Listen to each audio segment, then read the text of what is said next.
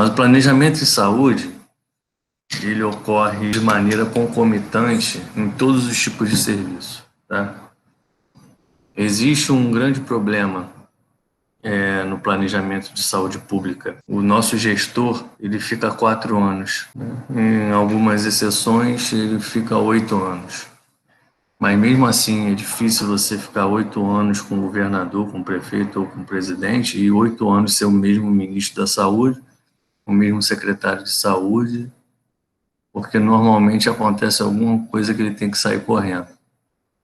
A maioria das vezes é desvio de verba pública.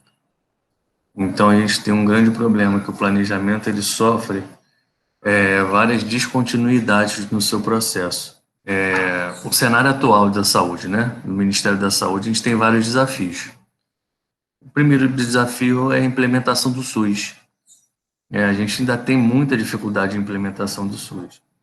Se a gente parar para pensar nos princípios do SUS,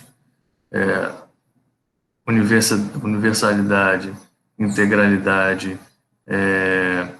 só nesses dois a gente já tem uma grande dificuldade de implementação do SUS. A gente tem município que não tem atenção terciária, né? Tem município que a atenção básica ela é muito frágil, tem município que não tem unidade de atenção básica primária. Então, assim, a implementação do SUS já é um grande desafio. A gente tem uma disparidade de cenário muito adverso. Não vou nem falar do país inteiro, vamos falar do Rio de Janeiro. Por exemplo, o município do Rio de Janeiro diz que tem uma cobertura de atenção básica de 86% da população. Se você for olhar para Nova Iguaçu, se eu não me engano, o último censo dizia que tinha 72% de cobertura de atenção primária à saúde. Se você olhar para Niterói, essa cobertura próxima do Rio de Janeiro é um pouco maior.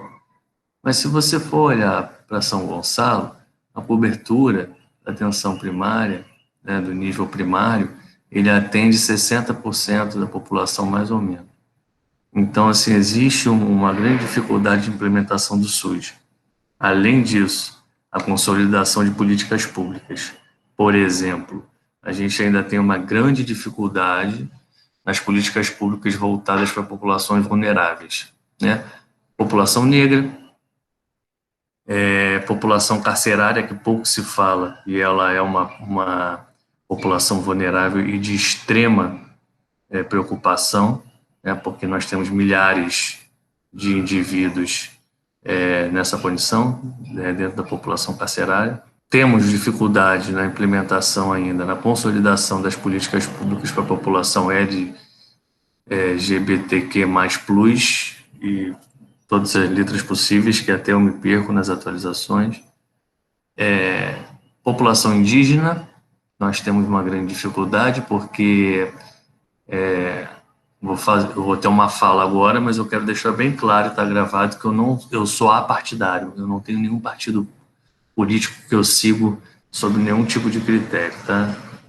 Mas a gente já vinha com uma política para as populações vulneráveis no governo anterior ao presente, e no governo presente a gente vê a falta de incentivo, sucateamento e mais, o desmonte dessas estruturas que atendiam parte dessa população vulnerável.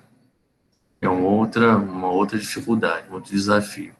Transparência na gestão de recursos, eu não preciso nem falar muito, só a gente olhar para hoje, né? Olhar para o hoje, que a gente já fica até pensativo, parafraseando Renato Russo, que país é esse? Mas a gente vê que a transparência na gestão de recursos, ele é um dos, acho que é o maior desafio que a gente tem. Porque no meio de uma pandemia, o governo, em vez de proporcionar à população uma atenção à saúde de qualidade dentro de todos os cenários adversos, ele desvia milhões. Desde compra de material, superfaturamento de materiais, insumos, até contratos fraudulentos, montagem de uns hospitais de campanha sem nenhum critério, um custo alto e sem efetividade, porque atendeu um número ínfimo de pessoas. E não gosto nem de falar, porque o hospital de campanha eu domino bastante o assunto, porque no meu mestrado, no meu doutorado, eu trabalhei com cuidado de enfermagem em situações de guerra, e o hospital de campanha foi muito presente nas minhas pesquisas, e ainda faço essas pesquisas. Então, assim, não tem justificativa para o que acontece, porque falta de conhecimento não há. Nós temos um déficit de pessoal, que a Patrícia colocou ontem, e na minha vivência profissional como enfermeiro, né? Isso é uma realidade, impacta diretamente na qualidade de serviço e na qualidade da assistência. Esses são os desafios que a gente tem. E esses desafios não são pequenos, são imensos, são monstruosos, porque eles fragilizam todo o sistema de saúde em todos os níveis de atenção, seja primária, secundária e terciária. Dentro do planejamento, nós precisamos de um método de planejamento. Se não contarmos com um método de planejamento, inviável nas organizações de saúde, o que a gente fala de organização de saúde? As organizações de saúde, elas são, que a gente vai ouvir um pouquinho mais à frente nessa manhã, elas fazem parte de um sistema. E esse sistema, ele é muito plural. Nós temos esferas federais, da União, estaduais, municipais, rede complementar, que é a rede privada, nós temos as organizações sociais, que são as OS, hospitais filantrópicos, a gente tem uma diversidade. Então, se não houver o planejamento, é inviável a execução de medidas e políticas públicas de saúde. Tá? O planejamento, ele tem uma característica. Ele usa os dados do passado, a realidade atual, né, para nós prevermos como serão dados os próximos passos. Tá? Essa é uma característica do planejamento. De acordo com a nossa lei do exercício profissional, no serviço de enfermagem, quem realiza o planejamento é exclusivamente o enfermeiro. Então, dentro de um serviço onde nós vamos planejar as ações, os cuidados, as intervenções de enfermagem, nenhum outro profissional tem autoridade e autonomia para planejar as nossas ações. Vocês estão ouvindo isso? Isso é muito importante.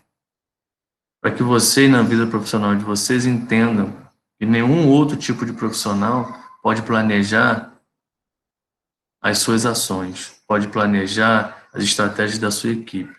Vocês podem,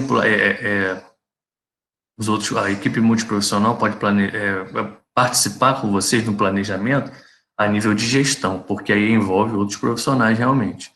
Mas a execução e o planejamento das atividades da enfermagem são exclusivos nossos, tá? Só o enfermeiro pode realizar. E aí vem a questão que foi apontada ontem da participação da equipe, né? A gente pode proporcionar à equipe momentos de participação nesse planejamento, que faz parte até da liderança, né? De um dos perfis de liderança que a gente pode ter. O planejamento na enfermagem, ele se dá desde aquele momento. Assume um plantão, né?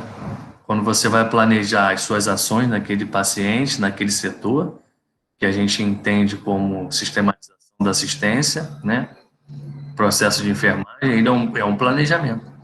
E aí a gente, dentro da administração, nós falamos que esse é o planejamento do nosso cuidado direto. Isso faz parte do cuidado direto. Mas existe também o cuidado indireto. E o que seria esse cuidado indireto? Esse cuidado indireto, ele faz parte de todo o arcabouço, de toda a estrutura que envolve e fomenta, que dá base para que o cuidado direto ele seja realizado. Por exemplo, escala de serviço, escala de pessoal, gestão de capital humano, planejamento de consumo de material, de infraestrutura. Todos esses setores, todos esses tipos de planejamento, eles são ditos como planejamento do cuidado indireto, porque eles dão base para que o cuidado direto, que é a assistência propriamente dita, ela seja realizada de maneira eficiente, tá? E eficaz. E ele serve de base para melhorar as condições de trabalho, nas nossas condições de trabalho. Além disso, o planejamento ele fala né? Ele dita quais são os caminhos que nós vamos percorrer, quais são os possíveis cenários, mas, além disso, ele embasa a discussão para que a gente possa ter uma tomada de decisão inerente àquele cenário que a gente está vivendo. A gente vai falar de alguns exemplos, tá? O planejamento ele envolve raciocínio, reflexão e análise sobre a maneira de realizar determinadas tarefas. E aí, quando a gente para pensar, como seria você planejar uma unidade de saúde do zero? Será que você, enfermeiro, você vai se formar e vai sair daqui, vai ter essa missão de planejar uma unidade do zero? Com certeza isso pode acontecer, né? Nós estamos inseridos até no planejamento de implementação de unidade, de reforma de unidade. Toda unidade de instituição de saúde que se preze que vai realizar uma modificação de estrutura, espaço físico ou implementação de novas unidades, ela que se preze, né? Ela coloca o enfermeiro na participação na discussão do planejamento. Eu fui gerente de enfermagem de um hospital estadual de médio porte, um instituto, né? E ele era específico só de uma atividade, e tivemos uma reforma a toque de caixa no final do governo, porque tinha que gastar o dinheiro. Ninguém foi consultado, simplesmente fomos comunicados. Quando chegamos numa unidade coronária, era uma unidade coronária com 10 leitos, só que só 7 leitos eram funcionantes, porque 3 leitos ficaram nos cantos do ambiente e com um espaço tão pequeno que um carrinho de parada não entrava entre o leito e a parede. E aí se torna inviável você colocar um paciente de coronário num leito que ele é um potencial paciente que venha a ter parada cardíaca, que você não pode entrar nem com um carrinho de parada. Teve uma época no município que eu fui convocado para fazer parte de uma comissão que estávamos tentando implementar uma unidade básica de saúde sustentável. E aí eu fui convidado para participar desse planejamento. E foi bastante interessante, por mais que essa unidade não tenha saído do papel, porque por questões políticas e econômicas, o município, esse determinado município, ele não executou o planejamento, né? Mas foi muito interessante, né? Desde da luminosidade, os aspectos sanitários, né? Que é esgotamento, recurso hídrico, o material que ia ser confeccionado à unidade era tudo sustentável. E não só eu, mas tinha mais uma enfermeira também que participou desse planejamento. Então, o planejamento ele ocorre de diversas maneiras. Inclusive, na nossa atenção básica, que a gente diz primária, por exemplo, na policlínica, como é que nós vamos ofertar um serviço, por exemplo, de teste rápido de HIV, sífilis e hepatite? Em várias unidades, esse teste rápido ocorre uma vez na semana, 2 vezes na semana. Mas será que esse é o correto? Não. A gente tem que planejar, ofertar um serviço que é de extrema relevância, tentando atender a necessidade do usuário, porque a gente sabe que hoje a atenção básica ela tem um outro desafio, que é o horário de funcionamento, que é diferente de uma emergência. A atenção básica ela funciona lá, o posto de saúde, de 8 às 5. E normalmente o indivíduo que trabalha, ele está trabalhando dentro desse horário, né? Então, quando ele tem a oportunidade de sair do trabalho para ir na unidade e não tem um serviço, é muito ruim. Você não consegue ofertar à população aquele determinado serviço, né? Então, tudo faz parte desse planejamento. Dentro da metodologia do planejamento, nós temos 2 tipos de planejamento. Que é o normativo, que ele foi determinado, né, dentro de uma conferência da OPAS, Organização Pan-Americana de Saúde, vinculada à Organização Mundial de Saúde. E o planejamento estratégico situacional, que é o que nos interessa hoje. Apesar do estratégico situacional ser o nosso foco, nosso objeto de discussão, eu vou trazer e perpassar um pouco do normativo, tá? Porque faz parte do conteúdo. Então, esse método normativo, que é o CENDES-OPAS, ele vem lá na década de 70, né, de uma conferência em Punta del Este, no Uruguai, e parte de um diagnóstico situacional que ele foi realizado com antecedência. Ele preconiza a capacidade de priorizar ações programáticas, ou seja, ele tem uma característica estática. Se ele prioriza as ações que são programadas com antecedência, ele não tem nenhum tipo de flexibilidade. Ele é composto por 4 etapas, que é a descrição da situação, elaboração da programação, implementação e avaliação. Esse é o básico de quase todos os tipos de planejamento. E aí existem outras ferramentas e tantas outras abordagens de planejamento, mas essas situações elas estão presentes quase em todas eles, tá? Esse método ele preconiza que se faça um conhecimento do sistema como um todo, né?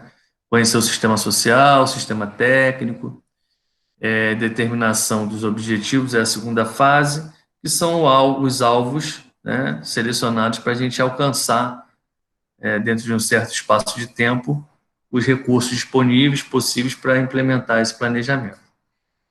Agora, pensando em conhecer o sistema social, como o conhecer o nosso sistema social, ele impacta, por exemplo, na atenção primária.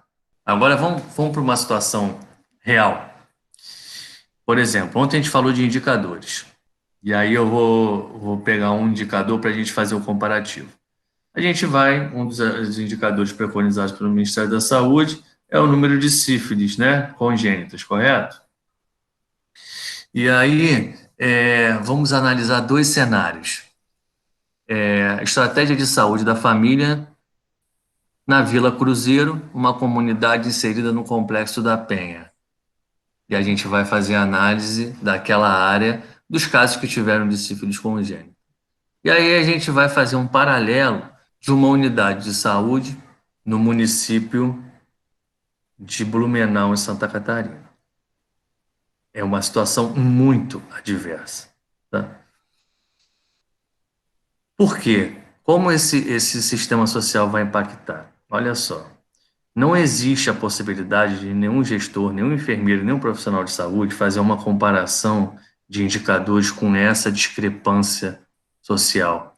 Porque, olha só, vamos pensar no ambiente social, no contexto do sistema social que envolve o Complexo da Penha.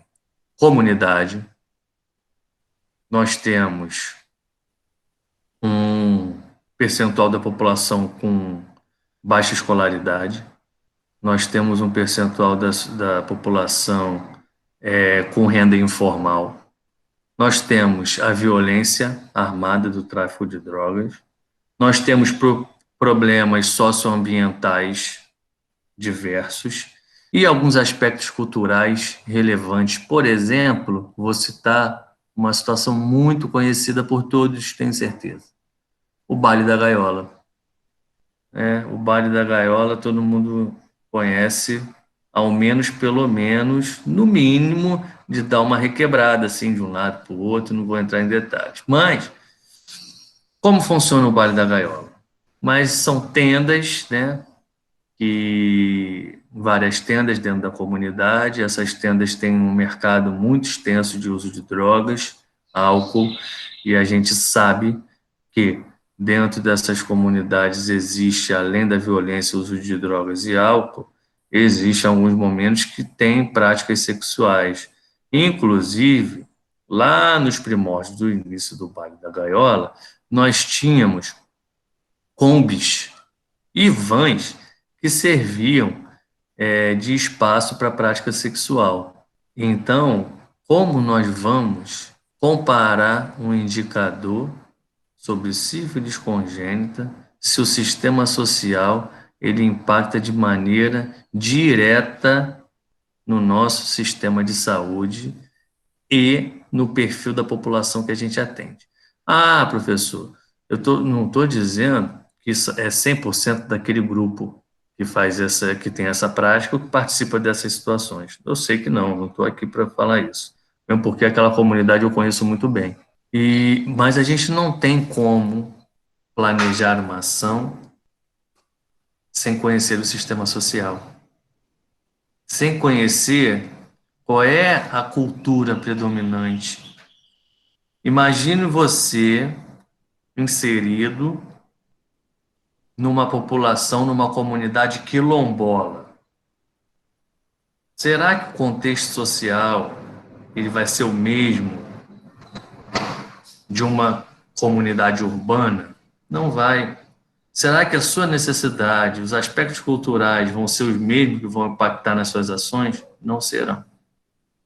Então, conhecer o sistema social, ele requer uma análise crítica, reflexiva, para você entender quais são as ações que você pode ter para atender aquela demanda.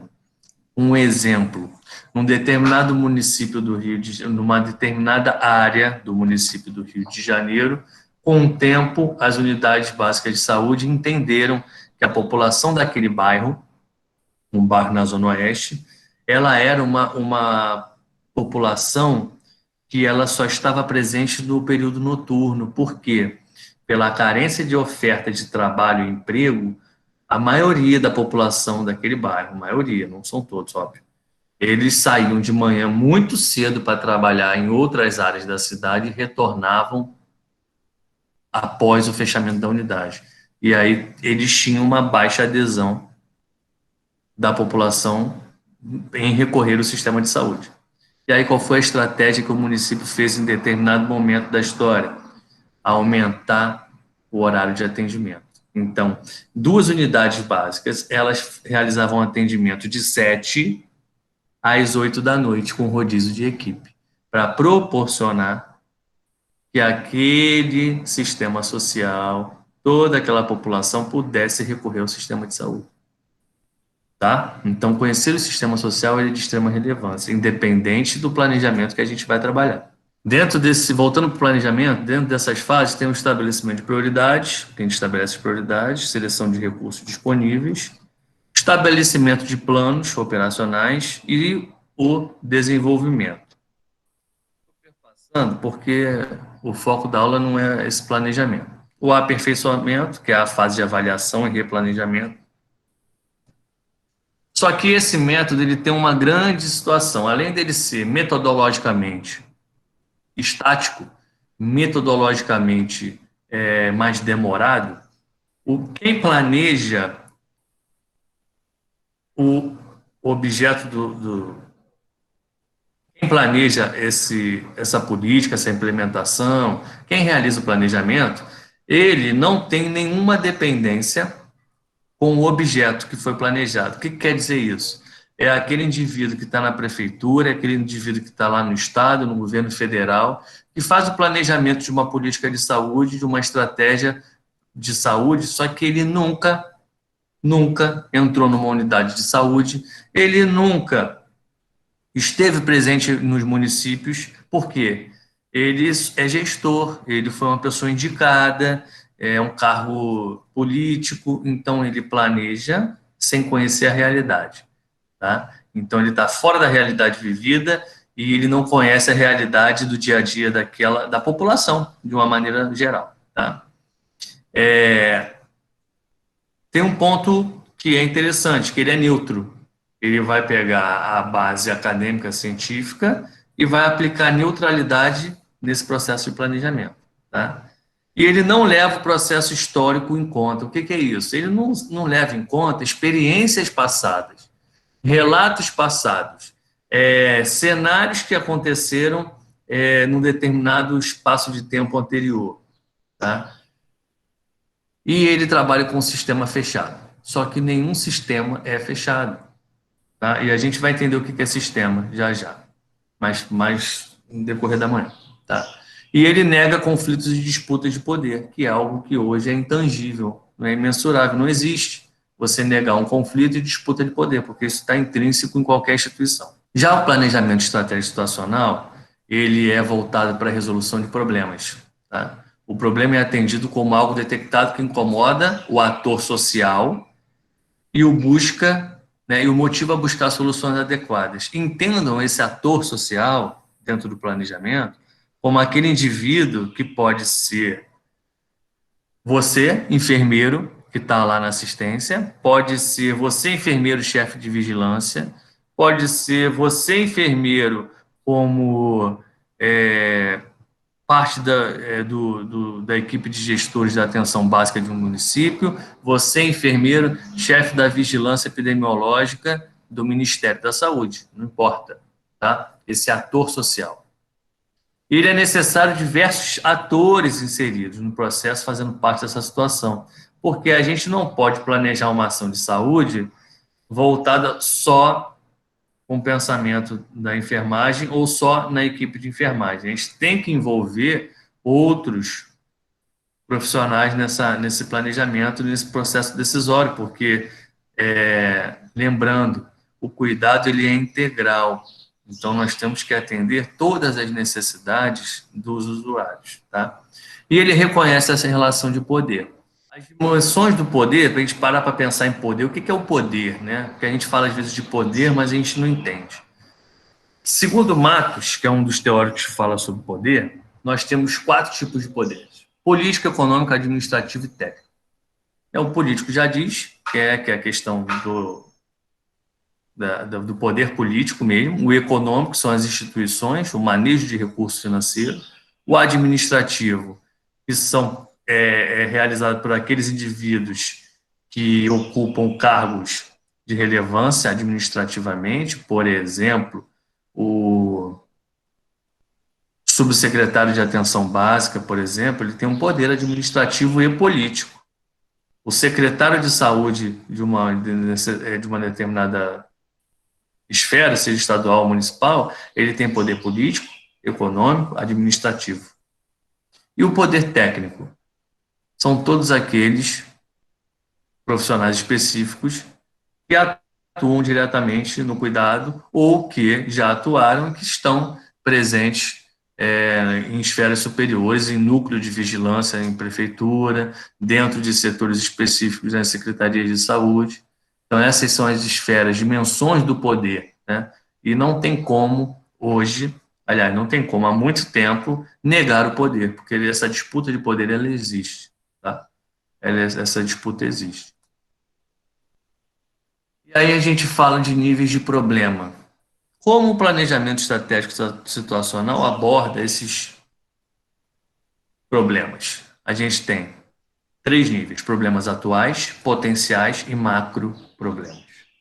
Por exemplo, há uns 3 anos atrás, nós vivemos um problema atual que era o aparecimento de alguns casos de sarampo, há uns 3, 4 anos atrás. Problemas, né? Problema atual era aparecimento de alguns casos de sarampo e a polio. Essas 2 doenças estavam aí ausentes do nosso dia a dia há alguns bons anos. Eu era enfermeiro no Estado, né, da Secretaria de Estado.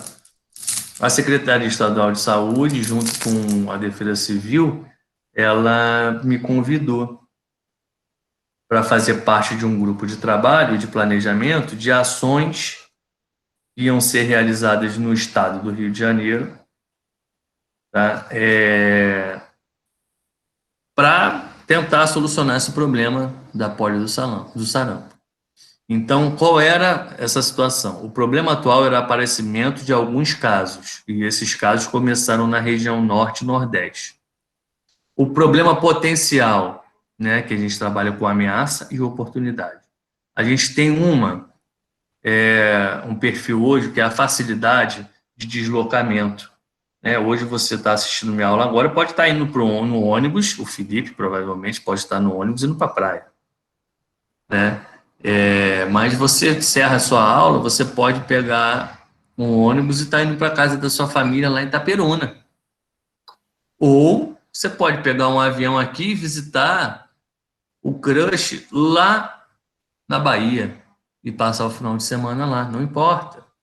Então, essa facilidade de deslocamento, ela se torna uma oportunidade, uma ameaça. Então, qual era o problema potencial? Os casos de polio e sarampo, eles aparecerem em outros estados.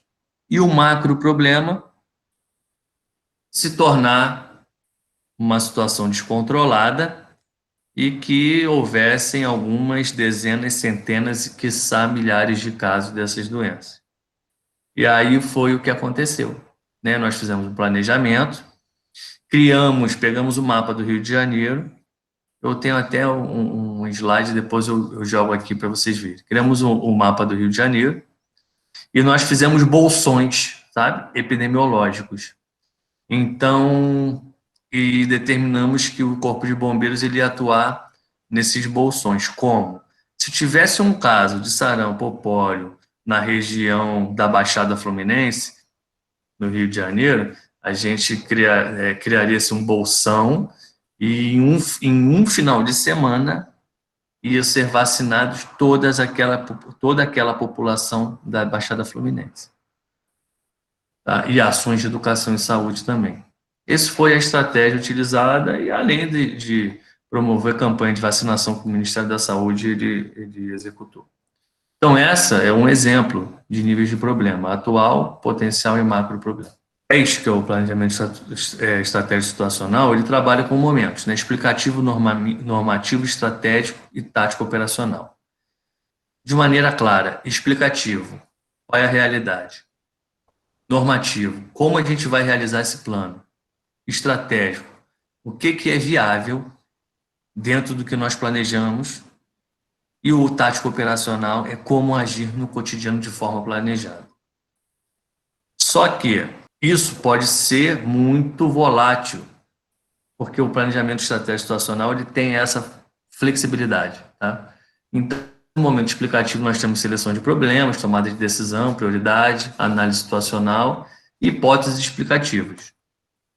No normativo, a identificação dos atores, quem vai atuar, os recursos, a projeção dos cenários de melhor e pior desfecho, envolve conhecimento técnico, capacidade organizativa e lida com as incertezas. Essas incertezas, elas geram o famoso plano A, plano B, plano C, plano D e planos adversos. Por quê? Dentro do planejamento estratégico, a gente concebe que pode ocorrer mudança no trajeto do planejamento, porque nenhuma situação ela é estática. Tá? No momento estratégico, ele busca responder se o planejamento é viável, as reações dos envolvidos, viabilidade e abrange as etapas de elaboração. E o operacional, que é a implementação do planejamento propriamente dito. Tá? Os desafios. Um desafio contrário do outro planejamento é que o sujeito que está planejando, ele faz parte da realidade.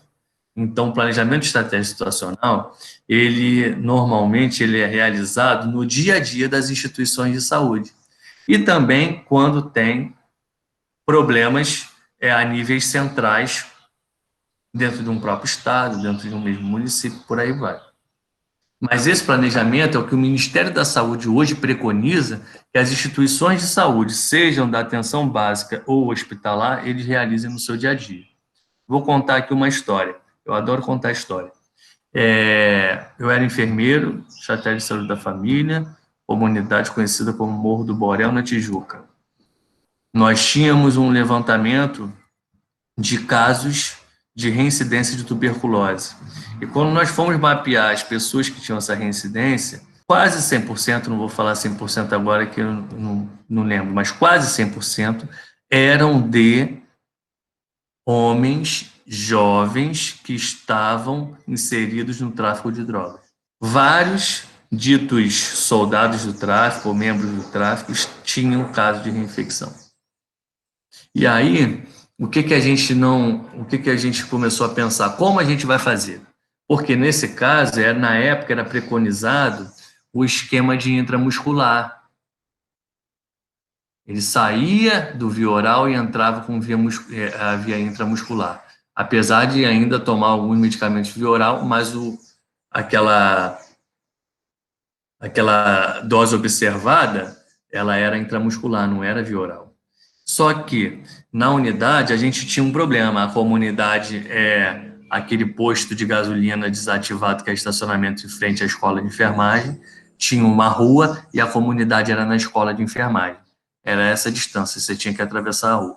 Só que, como é que o indivíduo que ele é do tráfico de drogas, ele vai ficar transitando toda semana para atravessar a rua para ir na unidade e receber o medicamento? Não tinha como, ele se coloca numa posição de risco, né? Então, o que nós fizemos? Eu ia com agente comunitário de saúde e uma técnica de enfermagem uma vez na semana, e aí algumas semanas eram 2 vezes, subia a comunidade eles recebem o medicamento, tá? E eles guardam esse medicamento. Por incrível que pareça, eles têm a responsabilidade de guardar e eles guardam. Subia com material, descarpaque e tudo mais, e realizava a administração do medicamento lá em cima na comunidade.